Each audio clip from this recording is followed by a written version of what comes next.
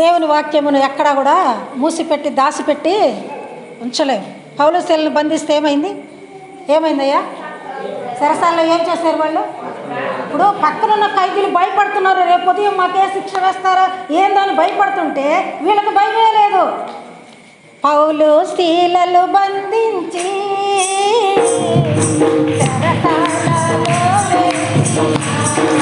పాటలతో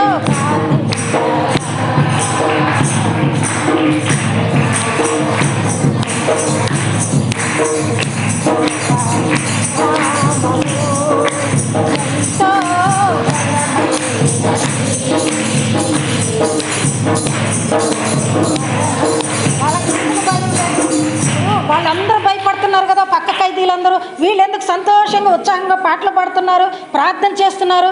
దేనికోసమని ఎవరైనా చెప్పగలరా? వాళ్ళకి భయం లేదు. ఎందుకు భయం లేదు? దేవుడు వారితో ఉన్నాడు. మమ్మల్ని దేవుడు ఆ శిక్షకు పంపించడు, మాకు కావాల్సినంత దీవెనలు ఇస్తాడు. ఉదయాన్నే మమ్మల్ని పంపించేస్తాడు. ఈ శీలలో ఇవన్నీ ఆ సంఖ్యలన్నీ విడిపోయి రోడ్డు మీద పడిపోయింది. పెద్ద ఇనప గేటు కూడా పోయి రోడ్డు మీద పడిపోయింది. ఆ కాపల యజమానుడు ఏం చేశాడు? అయ్యో వీళ్ళు తప్పించుకొని వెళ్ళిపోయారే, రేపొద్దున అసలు ఆయన వస్తే నాకు శిక్ష వేస్తాడని తనకు తనే చంపుకోబోతున్నాడు. వాళ్ళు వచ్చారు, అయ్యా మేము ఎక్కడికి పోలేదు, నువ్వు చంపుకోవద్దయ్యా, నువ్వు ఎక్కడే ఉండు. మేము ఎలా రక్షింపబడ్డామంటే, మేము ఎలా బయటకు వచ్చామంటే మా శక్తి కాదు, మా అందం కాదు, మా బలం కాదు, ఏది కాదయ్యా, మేము చిన్నగా ప్రార్థించాము. ఏం చేశారంటే, ఏలియా ప్రార్థింపగ పొందిన శక్తి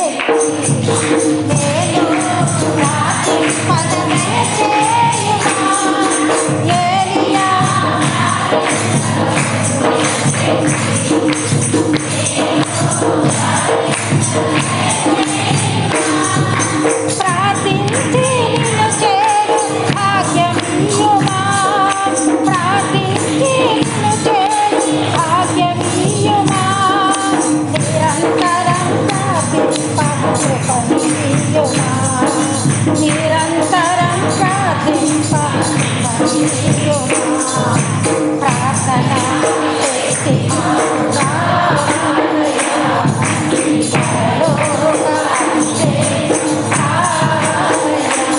శక్తి కలిగిన ప్రార్థన చేస్తే వర్షం ఆగిపోయింది. మరలా కావాలంటే వర్షం వచ్చింది. కరెంట్ లేకపోయినా మనకేం భయలేదు. చీకట్లోనైనా నేను వాక్యం చేస్తాను, ఏం ఇబ్బంది లేదు. మీరు వింటూ ఉండండి, మీ చెవులు పనిచేస్తే చెమట కూడా పట్టదు మీకు. ఈ రోజున వాళ్ళు ఆ సంఖ్యలు విడిపోయాయని తను ఆ కాపుల యజమానుడు ఆయన కోసుకొని చంపేసుకోబోతుంటే, అయ్యా మీరేం చంపేసుకోవద్దు, చక్కగా మేము ఉన్నాం ఇక్కడే అన్నప్పుడు ఆయన ఏం చేశాడు? సరేలే అని మళ్ళీ లోపల పెట్టాడా? మీరు ఎలా రక్షింపబడ్డారు? మేము కూడా ఆ దేవుని నమ్ముకుంటాం. ఏ దేవుడైతే మిమ్మల్ని రక్షించాడో అయ్యా, మేము కూడా ఆయన్ని నమ్ముకుంటాం అని చెప్పి అప్పటికప్పుడు తన భార్యని, బిడ్డలని అందరిని తీసుకొని వచ్చి బాప్తిస్మం తీసుకొని రక్షణ పొందేశారు. అప్పటికప్పుడే, లేటు కూడా లేదు ఇక. ఇప్పుడు రేపు మనం అంతా ఉపవాసం ఉండి ఎంతమంది ఇంకా ఏమైనా రక్షింపబడక ఏమైనా ఉంటే వారందరూ కూడా రేపు రక్షింపబడాలని ఈ మాట చెప్పాను నేను. ఉపవాసం అంటే అర్థమైంది తెలుసా మీకు అమ్మా? దేవునితో సహవాసం. వెరీ గుడ్, చప్పట్లు కొడతాం ఒకసారి అమ్మాయి కోసం గట్టిగా. దేవునితో సహవాసం అంటే ఏంటి? అంటే దగ్గరగా, వాసం అంటే నివసించటం. దగ్గరగా నివసిస్తున్నాం ఎవరు? దేవునితోటి. ఉపవాసం అన్నా ఉండి ప్రార్థన చేస్తూ ఉంటే ఆయన కోసం కొంత సమయము, ఒక రోజుని మనం కేటాయిస్తున్నాం అంతే. ఒక రోజుని కంప్లీట్గా ఆయన కోసం కేటాయిస్తున్నాం, మన కోసం కాదు, మనం తగ్గాలని కాదు, మనం బరువు తగ్గాలని కాదు. మేము దర్శిలో ఉంటున్నప్పుడు మా ఇంటి పక్క హిందువులు ఉంటారు. వాళ్ళు గురువారం సాయంకాలం ఏదో భోంచేయరంట. మరి నేను మామూలుగా అడుగుతా, ఏం కూరలండి మీవని అడిగితే, మేడం గారు ఈరోజు మేము భోంచేయము, టిఫిన్ చేస్తామన్నారు. ఏం టిఫిను? 2 దోశలు, 2 ఇడ్లీలు, 1 గ్లాసు పాలు, 2 అరటిపండు. చప్పట్లు కొడదామా? అదేది సాయిబాబాకి ఉపవాసం అంట. గురువారం ఉపవాసంలో ఏం తినరంటే, అల్పాహారం తీసుకుంటావు. 2 దోశలు, 2 ఇడ్లీలు, 2 అరటిపండ్లు, 1 గ్లాసుడు. చాలదా? అన్ని తాగుతాం అసలు ఉపవాసం ఉంటే. అలాంటి ఉపవాసం మనకొద్దు. ఎందుకంటే రాష్ట్రమందు చూస్తున్న నీ తండ్రికి నీ జీవితం అంతా తెలుసు కనుక బాలింతలకు ఏదో సాటు ముద్దేస్తుంటారు, అట్లా కూడా తినకూడదు మనం. ఓకేనా? నిజంగా ఉంటారా? Okay, thank you. 2వ రోజుల గ్రంథానికి వెళ్ళిపోండి.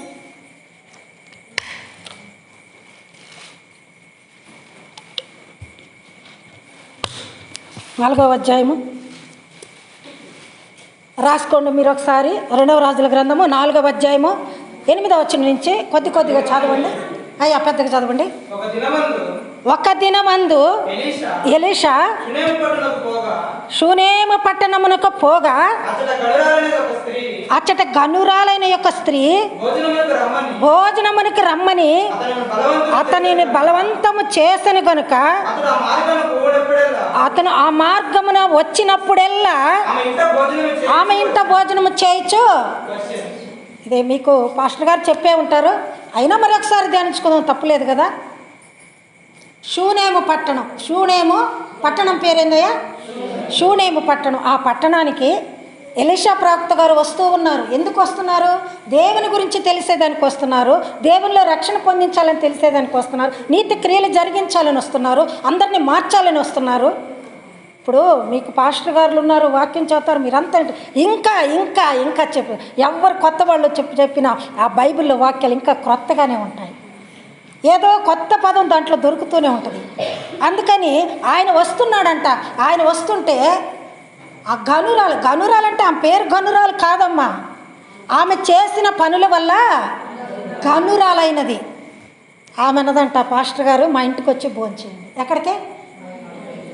ఇప్పుడు భోజనం చేయండి అని ఉందా, లేకపోతే బలవంతం చేసినని ఉన్నదా? బలవంతం ఎందుకు చేయాలా? మామూలుగా పిలిస్తే వస్తాడు కదా ఆయన. అంటే రాలేదేమో, నేను రానమ్మా పర్వాలేదు, నాకు ఆకలి లేదు, లేకపోతే నేను బయట ఎక్కడన్నా పూటకొల్లి వాళ్ళ ఇంటి దగ్గర తింటానులే అన్నారేమో. అందుకని అంట ఏం చేసింది? నేను ఒక సంఘంలో పేరు చెప్పనులే, ఇక్కడికి దగ్గరే అద్దంకి దగ్గరలో 3 సంవత్సరాలు కంటిన్యూగా ఆలయంలో చేశాను సేవ. అక్కడ ఒకే ఇల్లు, మధ్యాహ్నమే ఫోన్ చేసేస్తారు. నేను ఒంగోలులో స్టార్ట్ అవగానే ఫోన్ చేస్తారు, పాస్టరమ్మ గారు ఈరోజు మా ఇంట్లోనే భోజనం చేయాలని. తర్వాత వాళ్ళ ఇంటికి వచ్చి భోజనం చేసిపోతే కొంతమంది పక్కన వాళ్ళు ఏమంటారు, సనుక్కుంటారు, పాస్టరమ్మ గారు వాళ్ళ ఇంటికే పోద్ది, వాళ్ళు బాగుంటారు కదా వాళ్ళ ఇంటికే పోద్ది పాస్టర్, మీరు పిలవలేదు కదా, పిలవని ఇంటికి నేను ఎలా వెళ్ళాలి? సరిపోయి నేను అన్నం లేకపోతే అమ్మ అన్నం పెట్టమని వచ్చి అడిగేదా ఇంటికి వచ్చి? పైగా నాకు భోజనం పెట్టే వాళ్ళ ఇల్లు చాలా పేద కుటుంబం వాళ్ళు. ఇంట్లో పిల్లలు, జల్లలు, మేకలు, గొడ్లు అన్నీ ఉన్నాయి. కూర్చొని తినాలన్నా కూడా తినలేని వాస్తవం చెప్తున్నాను నేను. కానీ వాళ్ళే పిలుస్తున్నారు నన్ను. దేవుని పరీక్ష కూడా నాకు తింటాదా లేదా అని. మిగతా వాళ్ళు కొంతమంది క్లాస్గా ఉంటారు, వాళ్ళు ఎవరు పిలవరు.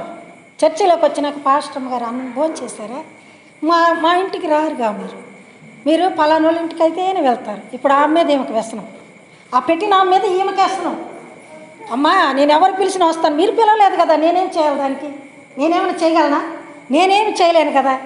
అంటే వాళ్ళకి వ్యసనం అంటే ఏంది? ఈ లోక సంబంధమైన క్రియల్లో ఉన్నారు, పాస్టరమ్మ వాక్యం వింటున్నారు, అన్నీ చేస్తున్నారు, కానీ ఇహలోక ఆశలతో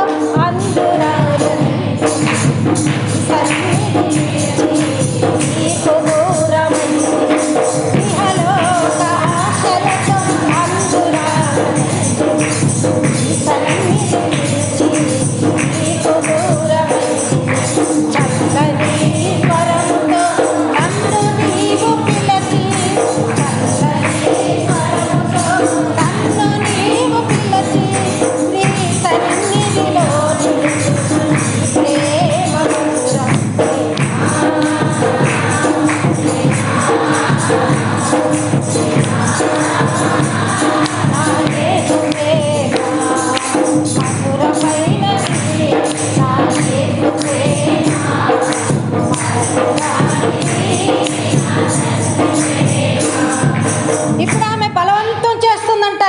అయ్యా మా ఇంటికి రాయ్యా. ఆయన వచ్చి ఆయన బలవంతం ఎందుకు? ఆయన వచ్చి తినకపోతే మీకు జరగదా? ఎందుకు పిలుస్తుంది? దేవుణ్ణి బట్టి ఆయన్ని పిలుస్తుంది. ఆయన్ని పిలుచుకుంటే, లేకపోతే ఆమెను పిలుచుకుంటే, దేవుని సేవకులను పిలుచుకుంటే ఎవరిని పిలిచినట్టు? సీమోను, నీ ఇంటికి వస్తే నువ్వు కాళ్ళు కడుక్కోవటానికి నీళ్లు కూడా ఇవ్వలేదయ్యా, ఈ పాపాత్మురాలు నాకు అత్తరు బస్సు తుడిచిందని నీవెందుకయ్యా వ్యసన పడుతున్నావు? పాపాత్మురాలైన స్త్రీ వచ్చి ఆ అన్యుడి ఇంటికి వెళ్ళినప్పుడు ఆయన ఇంటికి వచ్చాడు యేసుప్రభు అని తెలిసి ఆ పక్కింట్లో ఉంటుంది ఆమె పాపాత్మురాలు, ఎవరు రానిరామని. ఆమె గబగబ బుడ్డి పెట్టుకొని, ఇక్కడ బాగా కాస్ట్లీ బుడ్డి పెట్టుకొని, అత్తర బుడ్డి తీసుకొచ్చి ఆయన గారికి తల మీద పోసి మొత్తం అంతా తుడుచుకొని దండం పెట్టుకొని ఆయన స్మరించుకొని ఆయన్ని ఆస్వాదించుకుంటూ ఉంది. ఆ అన్యుడి ఇల్లు అంతా ఆయన వాసనతో, ఆ సెంటు వాసనతో అన్యుడి ఇల్లు కూడా ఏమైపోయింది? రక్షింపబడిపోయింది. ఆ చెడు వాసన అంతా వెళ్ళిపోయింది. ఈయన బాధపడుతున్నాడు శిష్యుడు, ఏంది పాపాత్మురాలు మా ఇంటికి వచ్చింది, పైగా ఆయన తాకుతుంది, పవిత్రుడు కదా ఆయన తాకుతుంది, పాపాత్మురాలు. అయ్యా నువ్వు మనసులో అనుకున్నది ఏదో నాకు తెలుసు ఎలీషా గారు, నువ్వేమనుకుంటున్నావు? నీవైతే కాళ్ళు కడుక్కోవటానికి నీళ్ళు ఇవ్వలేదు, ముద్దు పెట్టుకోలేదు, కూర్చోమని కుర్చీ వేయలేదు. ఈమైతే తన విస్తార పాపములు పోవాలని విస్తారముగా వాల్యుబుల్ సెంట్ తీసుకొచ్చింది. అంతే. ఎంత విస్తారమైన పాపములు చేస్తే అంతగా దేవుణ్ణి స్తుతించాలా, ఆరాధించాలా. ఆయన బతిలాడుతుంది రమ్మని, అయ్యా మా ఇంటికి రా భోంచేద్దు. ఇప్పుడేమైంది చదువయ్యా? చదువు. కాగా ఆమె బాగా వినండి, ఏమంట చూస్తున్నారా? అందరూ చూస్తున్నారా? ఎవరిని చూసింది? ఇక్కడ 2 పాత్రలు వచ్చినాయి. ఒకటి సునేమిరాలు, గండ్రాలు, తర్వాత పెనిమిటి వచ్చాడు. సరే, భర్తలుగా అయిన వాళ్ళందరికీ వందనాలు అయ్యాయి. ఇక్కడ కాని వాళ్ళు, కాబోయే వాళ్ళకి కూడా వందనాలు. ఎందుకంటే ఈ గనురాలి భర్త ఎంత గొప్పవాడో మీరు ఇక్కడ తెలుసుకోవాలన్నమాట. ఆమె పెనిమిటి పిలిచింది, ఏమండి ఇట్రా అండి. ఏందమ్మా, ఏంది పిలిచావు? ఎవరన్నా మీ భర్తలు అంటున్నారు అట్లా? చేతులు పెట్టుకోమరి. ఆయన చేతులు పెట్టుకొని, ఏందమ్మా ఏం కావాలి చెప్పండి. ఇప్పుడు పాస్టర్ గారు రోజు వచ్చి అన్నం పెడుతుంది, చాలదా? మళ్ళీ ఆయనకి ఏదో ఏర్పాట్లు చేయాలంటుంది. ఆయనకి ఏంది? చదువయ్యా. ఆమె పెనిమిటిని చూచి మన యొద్దకు వచ్చుచు పోవుచున్నవాడు భక్తి గల ఇప్పుడు దైవజనులను గుర్తించాలి. ఎలా గుర్తించాలి? మనం వేసుకునే వేషధారణ కదా, ఎలా వేషధారణ ఉన్నా ఏం వేసుకున్నా చూడగానే ఈయన దేవుని సేవకుడు, ఈమె దేవుని సేవకురాలు, ఎలాంటి వాళ్ళైనా కానీ ఆ ముఖ కవలికలు వాళ్ళ కళ అప్పుడే తెలిసిపోద్ది. కానీ ఈమె కనిపించిందంట, ఆ వచ్చి ఆయన నిజంగా దైవ భక్తిపరుడే, చాలా భక్తి ఉన్నాడులాగున్నాడు. ఏమండి రండి. ఆ వచ్చానమ్మా, ఏంది మన ఇంటికి వస్తున్నాడే, ఆయన చాలా దేవుని భక్తుడిలాగా ఉన్నాడు. ఆషామాష మనిషి కదా ఆయన్ని మనం జాగ్రత్తగా చూడాలి. ఎలా చూడాలి? ఎలా, ఏ ఫెసిలిటీ చేయాలో చదవండి.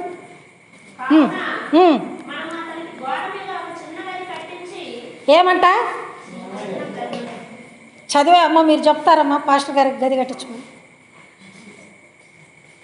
చిన్న గది కట్టించి భర్తతో మాట్లాడుతుంది గనురాలు. ఏమండి ఇలా రండి. ఏందమ్మా మన ఇంటికి వస్తున్నాయన చాలా భక్తి పరుడాలు ఉన్నాడు, దేవుని భక్తి పరుడాయన, దేవుని సేవకుడైన ఆయనకి మన ఇంట్లో తిరిగేదానికి మనం అర్హులం కాదు. ఏం చెప్పాడు శతాధిపతి? నా ఇంటికి వచ్చినకు నేను యోగ్యుని కాదయ్య, నా దాసుడు బాగలేడు, నువ్వు అక్కడుండే ఏమి ఇవ్వాలా? ఒక మాట. ఏ మాట? నీ మాట చాలయ్యా,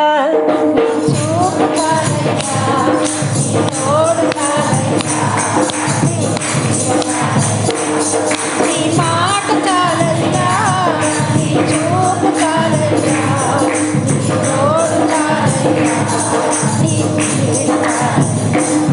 నీ నాకు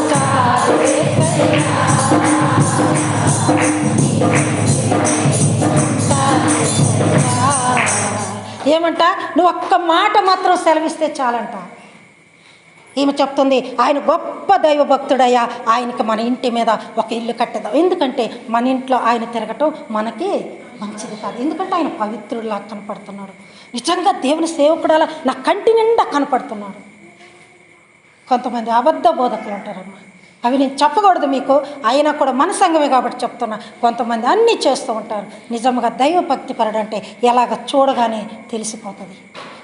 ఈమెకు అర్థమైపోయింది. ఏమండి ఆయనకు మన ఇంటి మీద గోడ అంటే ఏంది? గోడ అంటే ఏంది చెప్పండి. పిట్టగోడ. ఏ గోడ? పిట్టగోడ మీద గది కడితే ఏమవుతుంది? గెస్ట్ హౌస్ అవుతుంది, ఒక రూమ్ అవుతుంది. అది అక్కడ కట్టిద్దాం ఆయనకి. ఎక్కడున్నాడు ఇప్పుడు ఆయన? పైన కట్టమందా కింద కట్టమందా? అది ఆయన స్థానం. అది ఆయన స్థానం పైన గోడ మీద గది కట్టించి కమాన్ ఏందంట ఇప్పుడు భర్త వినాలా ఇవన్నీ? ఊరికమ్మ సాలు. కానీ రోజు ఆయన వచ్చినప్పుడల్లా కోడిగుడ్లుదే, చికెన్దే, నూనె లేదు, కారం లేదు, ఆయనకి ఏదైనా స్పెషల్గా రోజు వండి పెడుతుంది, చాలదా? మళ్ళీ వచ్చేమంటుంది? మంచం అంట, ఇల్లు అంట, బల్లంట, పీటంట, దీపస్తంభం అంట. ఇవన్నీ నేను ఎక్కడ తేవాలి అని కసురుకున్నాడా భర్త? కసురుకోలేదమ్మా. నిజంగా ఆయనకి చేతులెత్తి వందనాలు చెప్పచ్చు. ఎందుకంటే కొంతమంది భార్యలు చెప్పే మాటలు భర్తలు వినరు, కానీ ఇక్కడ ఈయన రివర్స్లో ఉన్నాడు. భార్య ఎంత చెప్తే అంతే. పురుషులు చాలామంది, అందరూ పురుషులు ఉంటారు, కానీ మహాపురుషులు, ఈయన మహాపురుషుడు అనుకుంటున్నా నేను, గొప్ప పురుషుడు అనుకుంటున్నా నేను. విన్నాడంటే ఆమె చెప్పేదంతా ఓపికగా విన్నాడు. ఇప్పుడు ఆయన గది కట్టించి ఏమేమి పెట్టాలి గుర్తుపెట్టుకోండి, రాసుకోండి. మంచము, బల్ల, పీట ఒకటి, దీపస్తంభం ఒకటమ్మ, 2 అవి మొత్తం 4 వస్తువులు. ఎన్ని? మళ్ళీ ఒకసారి చెప్పండి పెద్దగా, పెద్దగా. మంచము పెద్దగా, బల్ల, పీట, దీపస్తంభం. ఎన్ని అయినాయి? పెద్దగా వచ్చినాయి మాటలు. దేవునికి స్తోత్రం. ఇప్పుడు 4 వస్తువులు అక్కడ అమర్చండి అని చెప్పారు. సరే, ఈయన విన్నాడు, మొత్తం విన్నాడు. సరేనమ్మా, నువ్వు చెప్పింది నేను చేస్తాను. ఆయన ఏమాత్రం కూడా ఆమె మాటకు ఎదురు చెప్పలేదు. ఎందుకంటే ఆమె చెప్పిన మాట కూడా మంచి మాట కదా. కానీ మంచివాడు ఆయనని ఈయన గుర్తెరిగాడు. తర్వాత చదవండి. మంచము, బల్ల, పీట, దీపస్తంభము ఏ పచ్చమని ఆ గనురాలు చెప్పినది. ఎన్నో వచ్చినది? 10వ వచ్చిన. మరి ఒకసారి చదవండి. కావున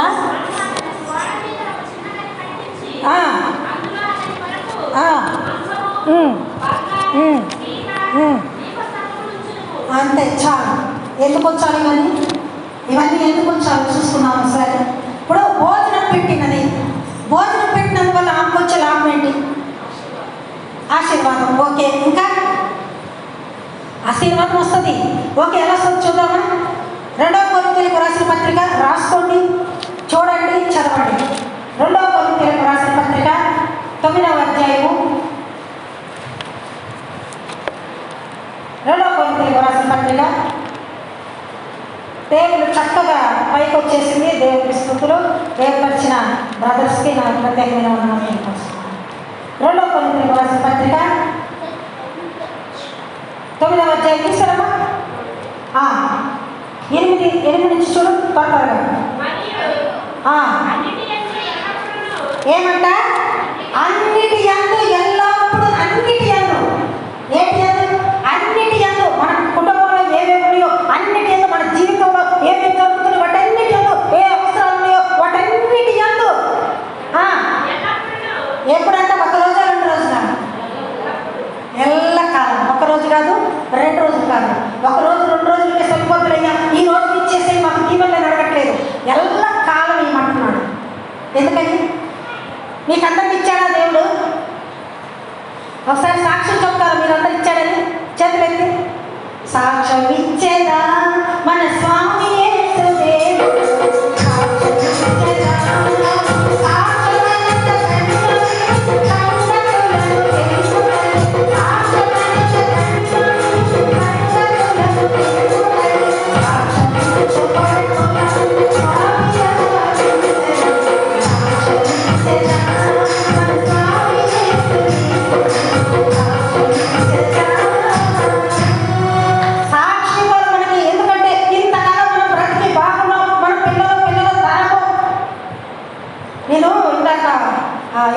మా వెంకటని అడిగాను, ఇక్కడ ఎన్ని ఇల్లు ఉంటాయమ్మా అంటే, ఏమనమ్మా 200 ఇల్లు ఉంటాయా? ఇంత చిన్న పల్లెటూరు నేను ఎప్పుడు చూడలేదు. దర్శగా 20 సంవత్సరాల నుంచి ఉంటున్నా కానీ ఈ ఊరు నాకు అస్సలు తెలియదు. ఉంటాయమ్మంటే ఏమమ్మా వాళ్ళ కొడుకులు, అల్లుళ్ళు, మరి కుమార్తెలు ఇట్లా స్ప్రెడ్ అయిపోయింది పల్లె అంతా. కానీ ఆయన అన్నప్పుడు నేను అసలు ఆశ్చర్యపోయాను, ఇంత మారుమూలలో ఎన్ని కుటుంబాలు ఉన్నాయంటే. చూసారా, ఇంత సర్వ సమృద్ధి ఎవరు కలుపు చేశారు? నీకు దేవుడు కలుపు చేశాడు. కనుక మనం సాక్ష్యం చెప్పాలి కదా, అవునా కదా? పల్లెటూళ్ళ జనుల రక్షించువారమున, పల్లెటూళ్ళ జనుల రక్షించువారమున, పిల్లలకు పెద్దలకు ప్రేమగా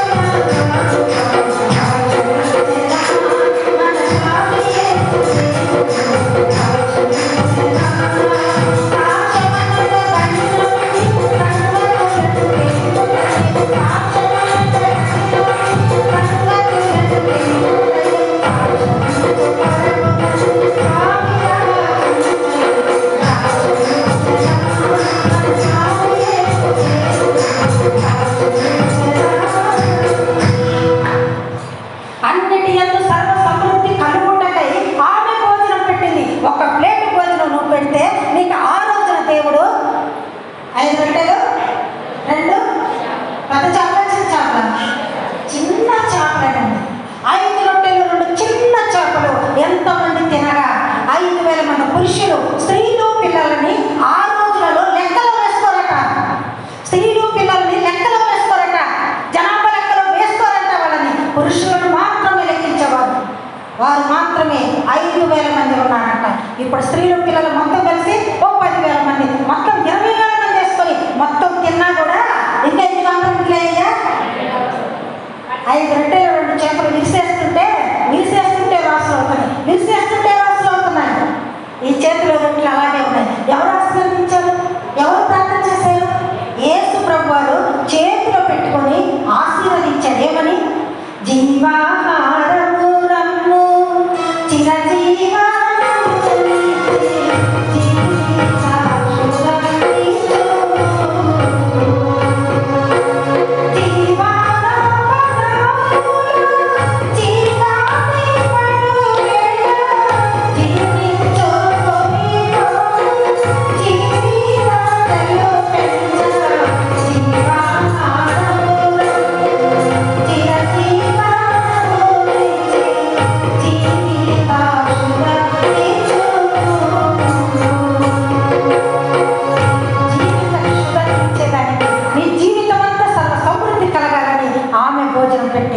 అంటే ఆమెను, ఆమె బిడ్డలను, బిడ్డల బిడ్డలను సర్వ సమృద్ధి కలుగుతాయి. ఇక నెక్స్ట్ వన్ ఏంటంటే నెక్స్ట్ ఏంటి? గది కట్టించుట. ఏం చెప్పింది? గది గురించి చూస్తున్నాం. మరి చూస్తున్నారండి. Let's go. హెబ్రీయులకు రాసిన పత్రిక 11వ అధ్యాయము 16వ వచనం.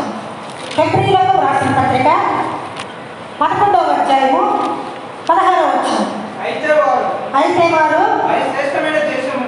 ఏమంట? మరియు శ్రేష్టమైన దేశమును అనగా ఏ సంబంధము?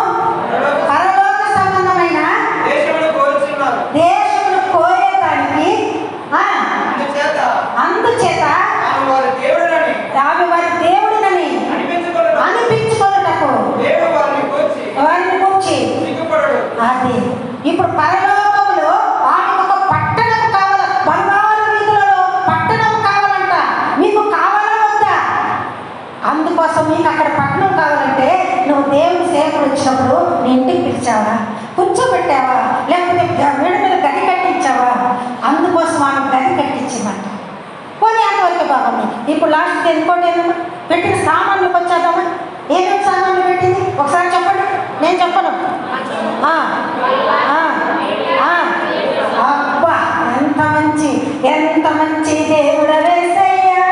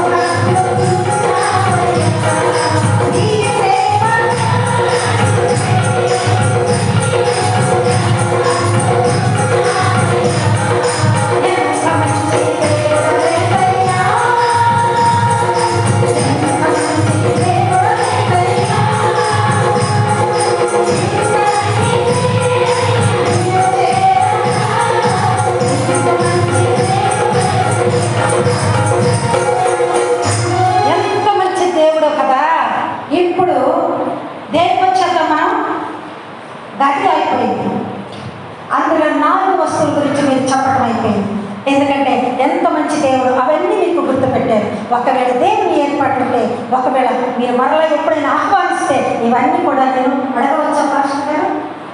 అడుగుతాను, మీరు చెప్పాలి. అందుకే నోట్ చేసుకోమంటున్నాను. నేను అంత బైబిల్ అంతా చెప్తాను, కానీ రెఫరెన్స్ వచ్చేసరికి కొంచెం కన్ఫ్యూషన్ ఉంటా. అందుకని రాసుకొచ్చుకుంటా. ఎందుకంటే తప్పు చెప్పకూడదు కదా. తప్పు చెప్తే మీరు కూడా తప్పే చదువుతారు. ఇప్పుడు ఏమేమి ఇచ్చింది? మంచం ఇచ్చింది, గది అయిపోయింది. సిమెంట్ కొన్నాడు వాళ్ళ భర్త, అయింది లోపల ఎండ తగలకుండా ఏమంటారు దాన్ని ఏది పీఓపి మొత్తం చేయించేసింది. భర్త ఏం ఎదురు చెప్పలేదు, ఆయనే దగ్గరుండి స్వయంగా చేయించాడు. తర్వాత ఏం జరిగింది? మంచం కావాలయ్యా, బల్ల కావాలయ్యా, పీట కావాలయ్యా, దీపస్తంభం కావాలయ్యా.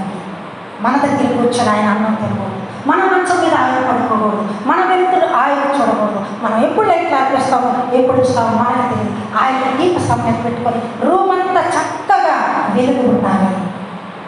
మంచం ఇచ్చినాక సరే 4 వస్తువులు మనకు గుర్తున్నాయా? మరి మంచం దేనికి గుర్తు? క్రొత్త నిబంధనలకు వచ్చేసరికి మనం చూసుకున్నాం. మత్తయి సువార్త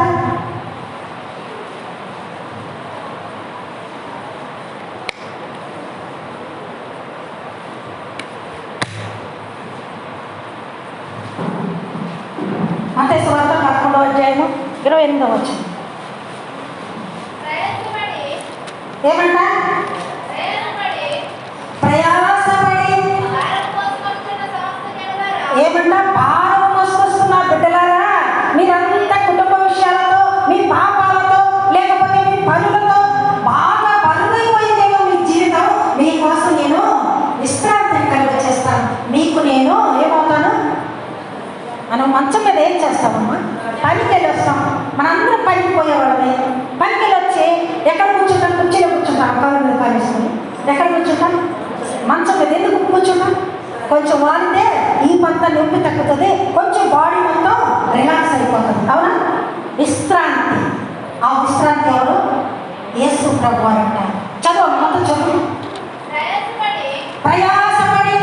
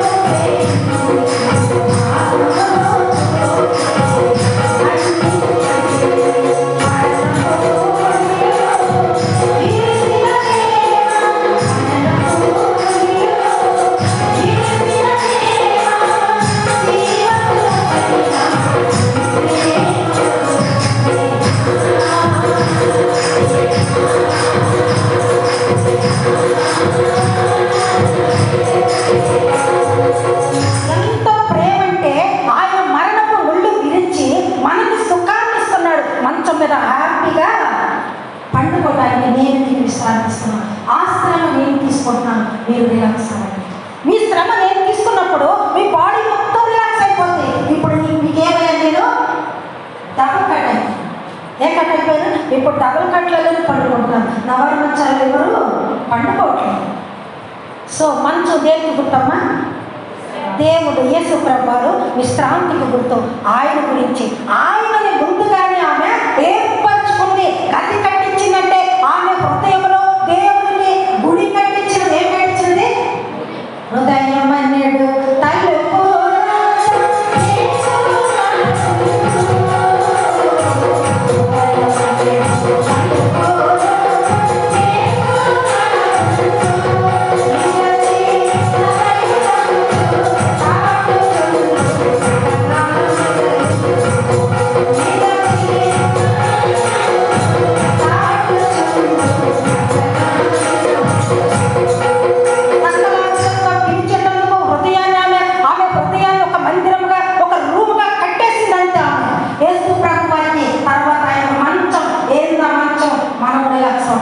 మన పాప భారతంతాయి మోస్తున్నాడు కనుక దానికి గుర్తుగా మంచం ఏర్పరిచింది. శూన్యమి అయిపోయిందా మంచం? నెక్స్ట్ ఏముంది? త్వరగా చెప్పండి. మొదలకట్ట వెళ్ళిపోదామా? ఓకే. 2వ సమూయేలు గ్రంథం.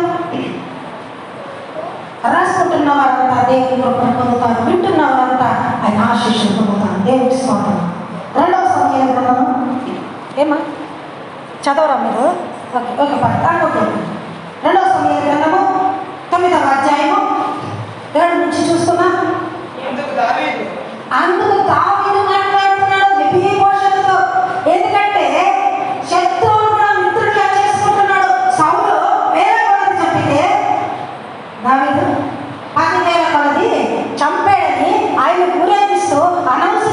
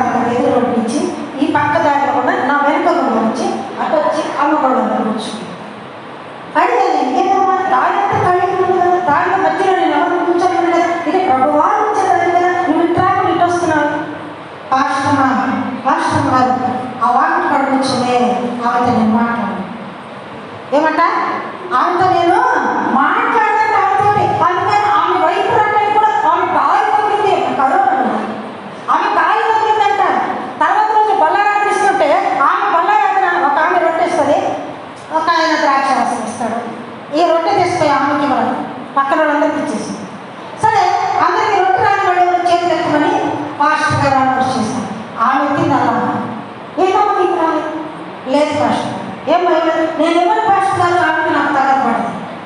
నేను చాలా గట్టిగా చాలా న్యాయం ఉండేదని నా మీద ఏదేదో మాట్లాడు. ఓకే అమ్మ, ఆమె చెడ్డది.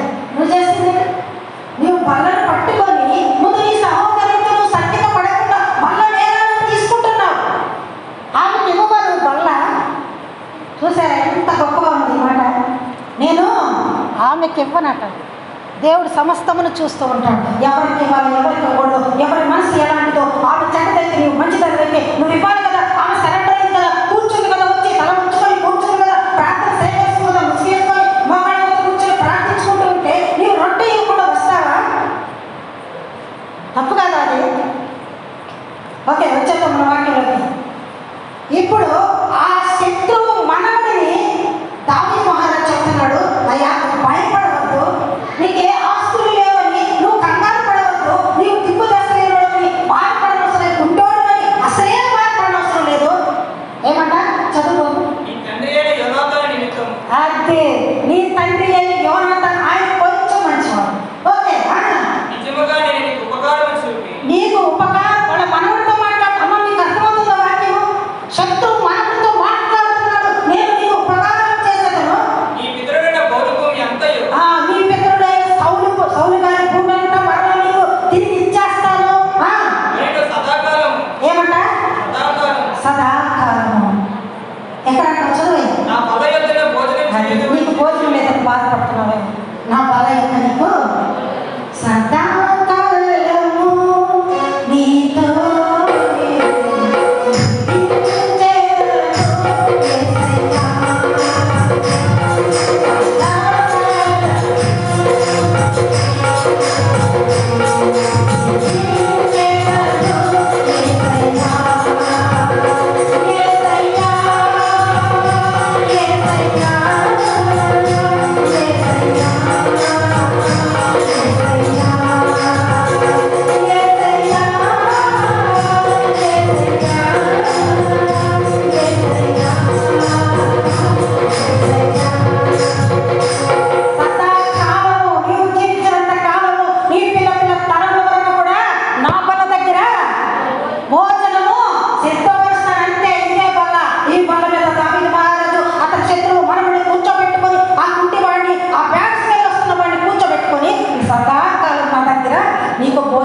శత్రువులు కూడా మిత్రులుగా చేసే సహవాసం కలిగిన ఇమ్మానుయేలు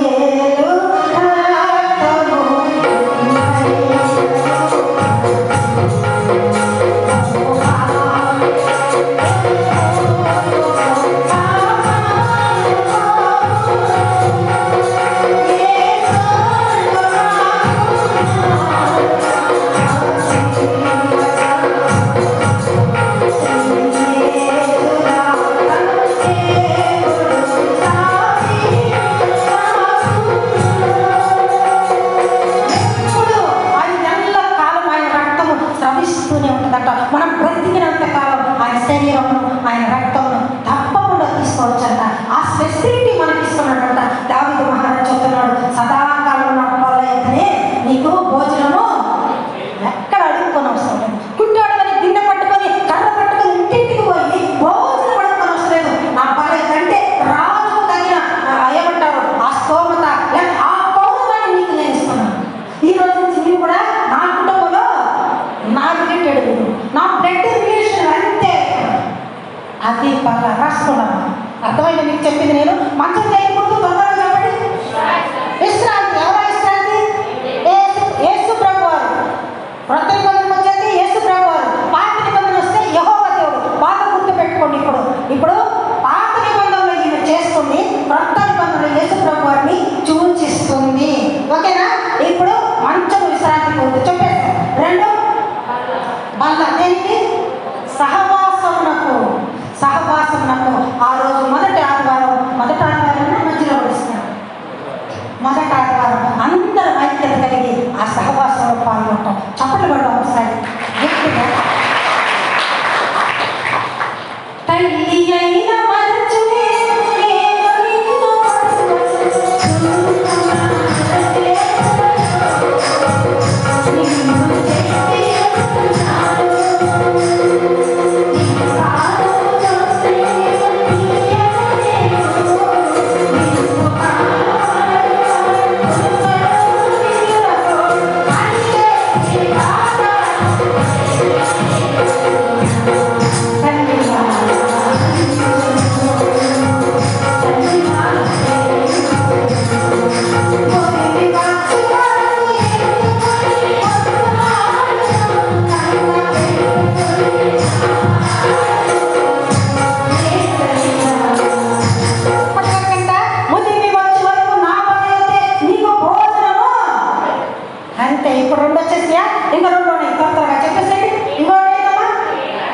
పీట.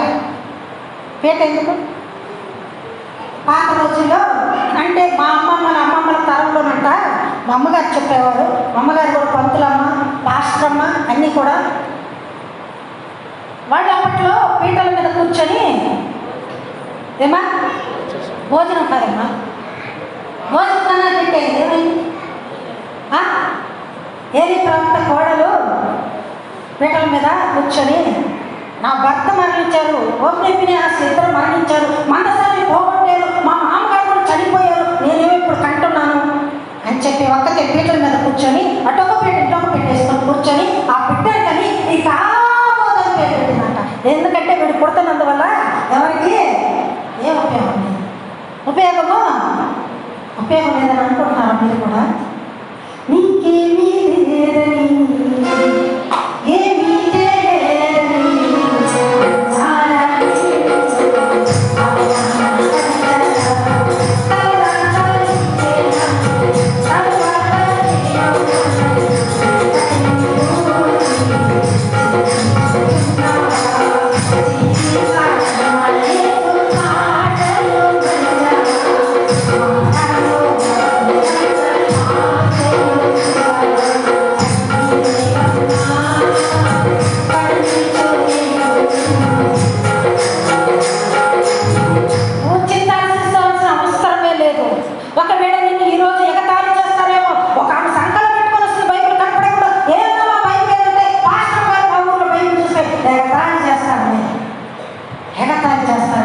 ఎగతాళి చేసేంత పని ఏముంది నీకు? ఒకవేళ వీడియో ఎగతాళి చేయొచ్చు, కానీ నేను బైబిల్ తీసుకొచ్చాయని చూస్తే ఎగతాళి చేస్తాడా? నీకు అక్కడ ఏమొస్తాడు?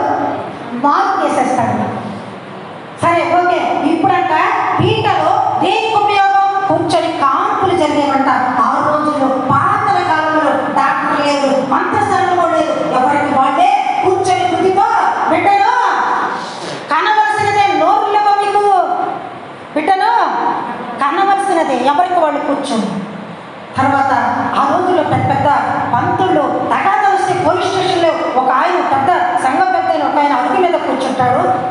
అందరి కింద కూర్చొని ఆయన చెప్పే మాటలు విని ఆ తగు సంస్థ అది తీర్మానం చేసుకొని గొడవలు లేకుండా వాళ్ళకి సర్ది చెప్పి పంపించేదానికి ఆ ఉపదేశం చేయటకు ఆయనకు అక్కడ ఆ కూర్చొని పీట అంటారు, దాన్ని ఆ అరుగుని పీట అంటారు. ఆ పీట ఏర్పరచడానికి, కూర్చొని బోధ వినేదానికి, కూర్చొని బోధ చెప్పేదానికి ఉపయోగపడే పీట ఆమె అక్కడ ఏర్పరిచింది. చూస్తున్నాము బైబిల్లో మనం. సామెతల గ్రంథం రాసుకోండి, చూడండి. సామెతల గ్రంథము 8వ అధ్యాయం 34 వచ్చింది.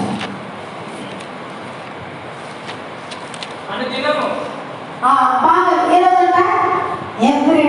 ఎవ్రీడే ప్రతిరోజు. ఈరోజు ప్రార్థన ఉందని చర్చిలోకి వచ్చి కూర్చొని పోవాలి. ఇంటి దగ్గరికి వెళ్ళినా కూడా ప్రభా చక్కని వాక్యం ఇచ్చావయ్యా మాకు ఈరోజు, మాకు తెలియని ఎన్నో తెలియపరచావయ్యా. మా పాస్టర్ గారు వాక్యం ద్వారా మాకు చెప్తుంటే మీరే మాతో మాట్లాడుతున్నది ఉన్నట్లుందయ్యా, నీకు వందనాలయ్యా. మాకేం కావాలో నీకు తెలుసు ప్రభా, కానీ మేము మిమ్మల్ని అడగబోయే అసలు మీ పనిలో మేము ఉంటాం, మా పని మీరు చూసుకోండి అంతే. చదవండి. ఎక్కడంట? అనుదినము ప్రతిరోజు గడపతో కనిపెట్టుకొని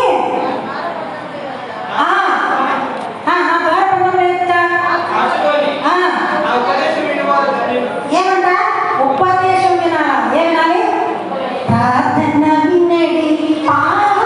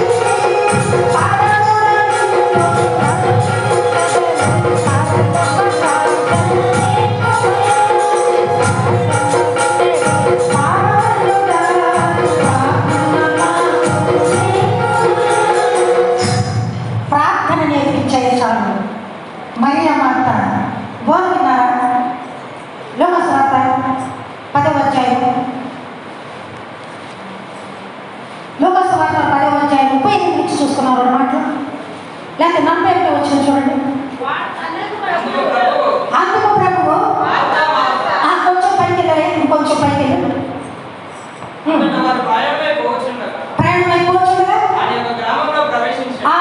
గ్రామంలో ప్రవేశించారు. ప్రభువారు శిష్యులతో కలిసి వెళ్తూ ఉంటే ఆయన ఒక గెస్ట్ హౌస్ ఉంది, లేకపోతే మిత్రుల సౌకర్యం ఉందని అక్కడ ఎవరిలో మరియా మార్త లాజరు గారి ఇల్లు ఉంది. ఆయన స్టే అనేదానికి, ఆయన విశ్రాంతి తీసుకోవడానికి అక్కడికి వెళ్తూ ఉండేవారు. అక్కడికి వెళ్ళాలంటే ఆయన అక్కడికి వెళ్తే ఏం జరిగింది చెప్పయ్యా? మార్త ఒక స్త్రీ ఆయన తన ఇంటికి చేర్చుకోలేదు. మార్త ఆయన ఇంటికి చేర్చుకున్నాడు. అబ్బా చప్పట్లు కూడా ఒకసారి. ఇంటికి చేర్చుకోవాలి. ఎంతమంది చేర్చుకోవాలి? ఇంటికి చేర్చుకోవాలంట.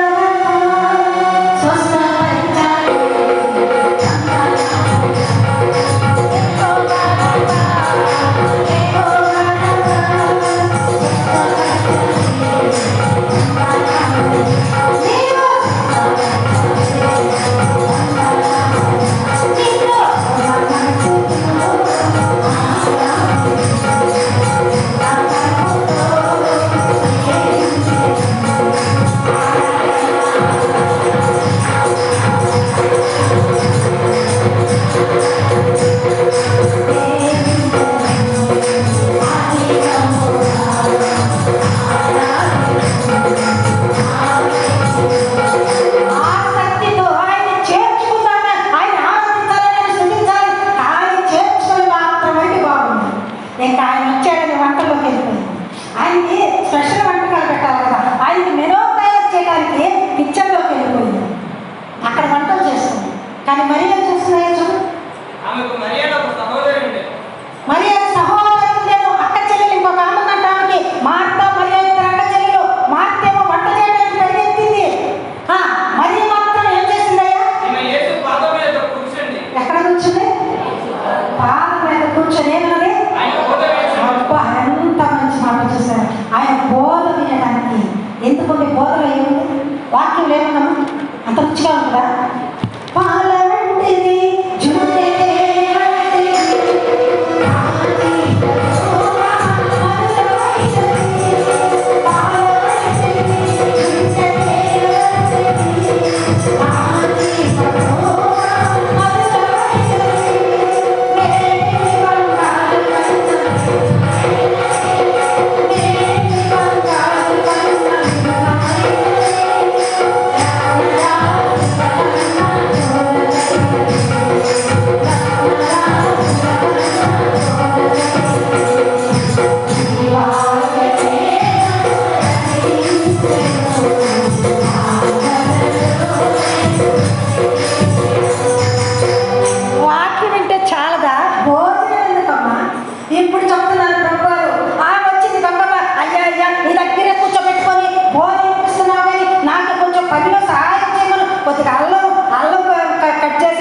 ఉల్లిపాయలు కట్ చేయటము, పచ్చడి ఒకటము, ఏదో ఒకటి చెప్పించయ్యా. అన్ని ఒక్కదాన్ని చేసుకోలేకపోతున్నానంటే అప్పుడు చెప్తున్నాను ప్రభు, అమ్మా నీవు అనేకమైన పనులు చేత కష్టపడుతున్నావు, కానీ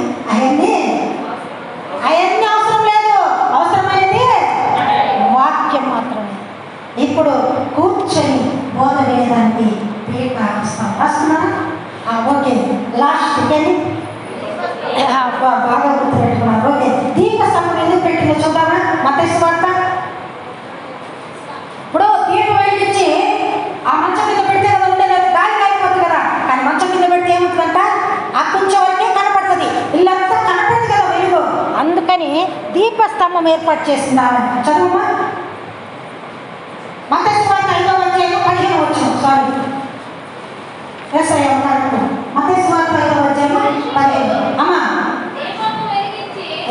ఏమంట? దీపము వెలిగించి కొంచెం కింద పెట్టారు, కానీ ఇంటి వారందరినీ వెలిగించుటకై దీపస్తంభం మీద పెట్టాలి. అందుకని ఆ వెలుగును చూపించడానికి అందరికీ ఆ దీపస్తంభం ఏర్పాటు చేసిందంట. ఇప్పుడు ఆ వెలుగు ఎవరు? నేనే యేసు ప్రభు. అది కూడా చూస్తున్నాను. యోహాను సువార్త 8:12 ముగించేస్తాను. ఖచ్చితంగా 10 నిమిషం ముగించేస్తాను. 10 కూడా ఇంకా తక్కువ ముగించేస్తాను. యోహాను సువార్త 8వ అధ్యాయం ఏమంట? లోకమునకు అబ్బా ఇంటింటి పేరు ఆయన నా ఇంటి దీపం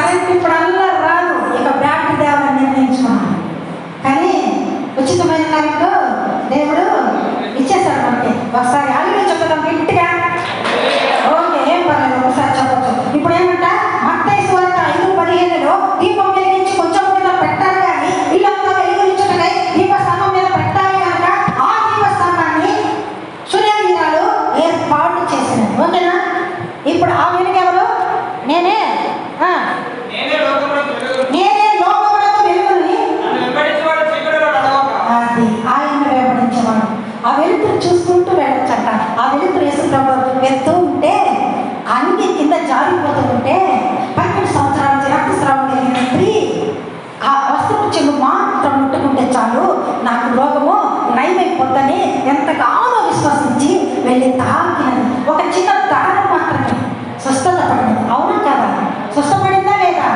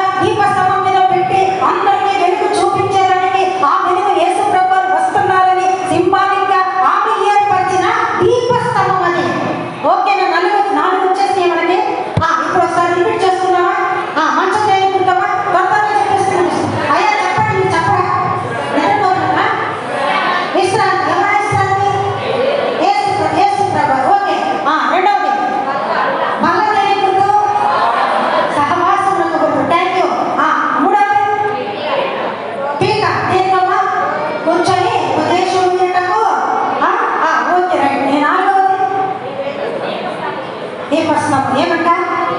వెలుగు చూపించడానికి, ఆ వెలుగు చూపించడానికి ఆయనకి అవన్నీ అమర్చి యేసు ప్రభు రాకడకు గుర్తుగా ఏర్పరిచినది. సరే, ఇవన్నీ కూడా యేసు ప్రభు వారికి కదా, మరి ఆయన చెప్పాలి. యేసు ప్రభు నోటితో కూడా నాకు ఇవన్నీ ఏర్పరిచిన కానీ మేడ మీద ఉందా లేదా? మార్కు సువార్తకి వెళ్ళిపోండి మార్కు సువార్తకి 14 చూడండి. వాని వెంట పోయి అయ్యా ఒక్క నిమిషం. వాని వెంట పోయి వాడు ఎక్కడ ప్రవేశించును ఆ ఇంటి యజమానిని చూచి నేను నా శిష్యులతో కూడా పస్కా పూజ అది నా శిష్యులతో కూడా వస్తున్నాను. నేను ఎప్పుడు రెండవ రాకడను నా పరలోక సైన్య సమూహంతో నేను వస్తున్నప్పుడు నాకు ఎక్కడ ఉంది గది? నేను ఎక్కడ ఉండాలి? నేను ఎక్కడ స్టే అవ్వాలి? నేను ఎక్కడ విశ్రాంతి తీసుకోవాలి? ఇప్పుడు చదవండి. నా శిష్యులతో కూడా నా శిష్యులతో కూడా పస్కా పూజించుటకు నా విడిది గది ఎక్కడ ఉన్నది? ఏదంట? విడిది గది అబ్బా జ్యోతిర్మయుడా నా ప్రాణప్రియుడా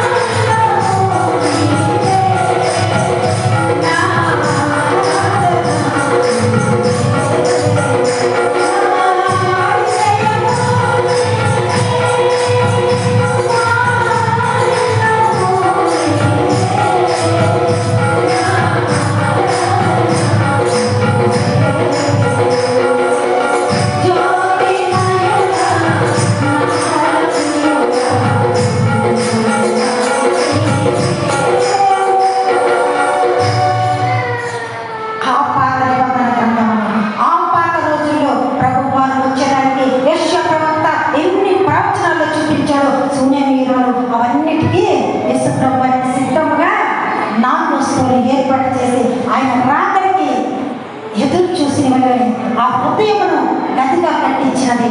విశ్రాంతికి గుర్తుగా మంచం ఏర్పాటు చేసినది. కూర్చుని సహవాసములకు బల్లరాత్రం తీసుకున్నట్టు బల్లను ఏర్పరిచినది. పీట కూర్చొని ఉపదేశం విన్నప్పుడు పీట ఏర్పరిచినది. దీపస్తంభము అందరికీ వెలుగునిచ్చుటకై ఈ ప్రపంచమంతా వెలుగునిచ్చే ఒకే ఒక దీపము ఎవరమ్మా? యేసు ప్రభు. ఎట్టి చెప్పడమ్మా? యేసు ప్రభు ఒకే ఒక దీపం. ఇప్పుడు ఏంటంట? చదవయా, అది కొంచెం చదివేసి మార్కు సువార్త ముగిచేస్తుంది. నా విడిది గది ఎక్కడని బోధకుడు అడుగుచున్నాడు. నా విడిది గది ఎక్కడని బోధకుడు అడుగుచున్నాడని చెప్పుడి. అతడు సామాగ్రితో సిద్ధపరచబడిన గొప్ప మేడగది ఏమంట? ఉన్నాయా సామాగ్రి మనం చెప్పుకునేది? ఎలీషా ప్రవక్త కోసం శూన్యమీరాలు సామానంతా కలిపి యేసు ప్రభు వారికి రాకడ సమయంలో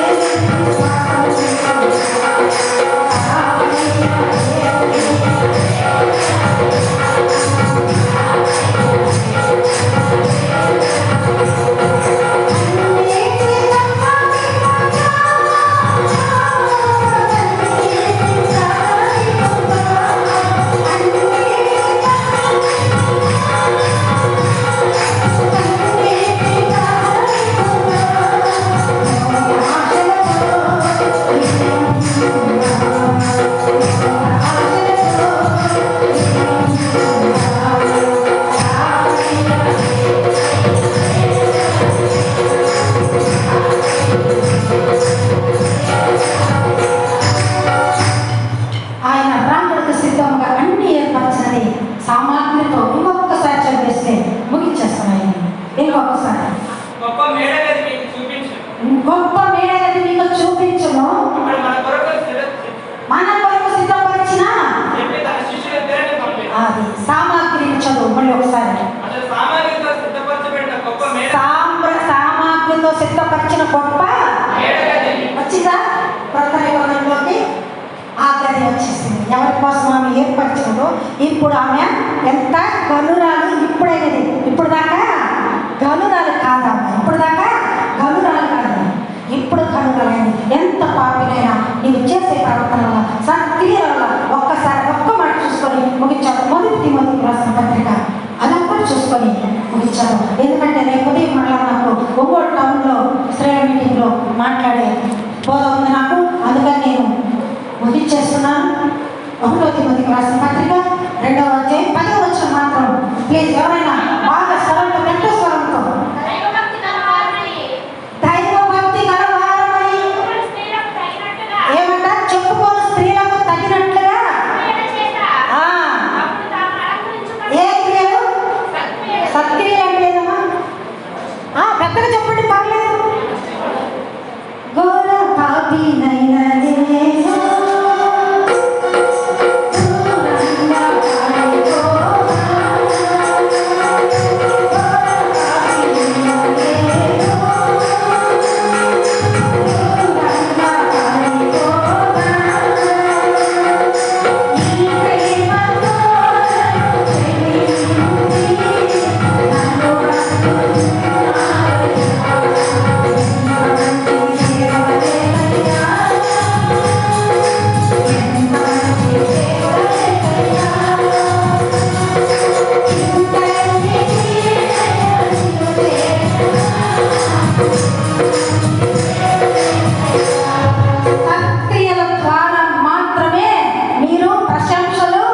పొందుకోవాలి. క్రీస్తు బిడ్డలకు తగిన వలె, క్రైస్తవ బిడ్డలకు తగిన వలె వంశమోరగాను. దైవభక్తి, దేవుని భక్తి మీలో ఉంటే చూడేవాళ్ళు వలె ఆ దేవుడిని హృదయంలోకి పిలుచుకుంటారు, హృదయంలో గది కట్టిస్తారు. విశ్రాంతికి గుర్తుగా ఆయన విశ్రాంతికి గుర్తుగా మంచం ఏర్పాటు చేసుకుంటారు. ఆయనతో సహవాసములకు గుర్తుగా పల్లెలు ఏర్పాటు చేసుకుంటారు. ఆయనతో సహవాస ఉపదేశం వినటకు పీటను ఏర్పరచుకుంటారు. ఆయన వెలుగును చూసేటందుకు, అందరికి చూపించేటందుకు దీపస్తంభముని అది నీ చేతితో నన్ను పట్టుకో, నీ ఆత్మతో నన్ను నడుపుకో, శిల్పినితో నీలను నేను ఆలోచనతో నన్ను తెలుసుకో, శిల్పినితో నీలను నేను ఆలోచనతో నన్ను తెలుసుకో.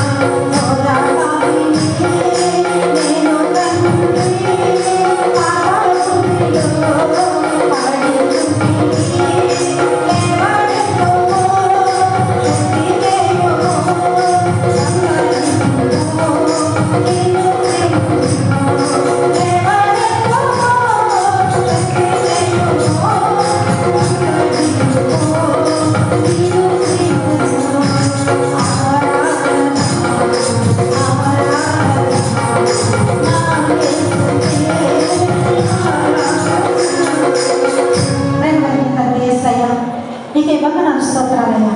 నీ కోసం శునేమీరాకు ఎన్ని ఏర్పరిచిందో అన్నీ కూడా ఈ రోజున ఈ బృందావనం కాలని సంఘస్థులందరూ కూడా నీకు ఏర్పరిచి నీకు స్వాగతం పలికే బిడ్డలుగా తయారు చేయమని ఈ మీ మాటలు నా నోట పలికించినందుకు మీకే వందనాలు స్తోత్రాలు చెల్లించుకుంటూ ఇక్కడ